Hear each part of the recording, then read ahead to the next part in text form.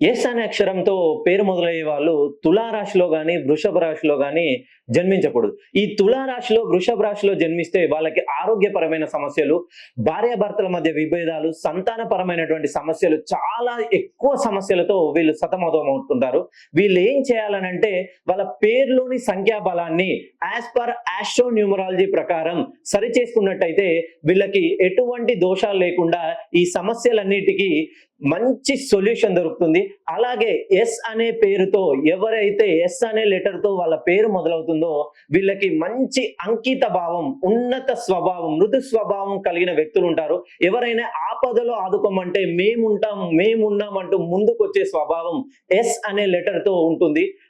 మీరు కూడా మీ పేరు ఎస్ అనే లెటర్ తో స్టార్ట్ అయితే మీరు వృషభ రాశిలో జన్మించినట్లయితే మీ పేరులోని సంఖ్యాబలాన్ని సరిచేసుకొని ఈ సమాజంలో మంచి గౌరవ ప్రతిష్టతలు పొందగలుగుతారు.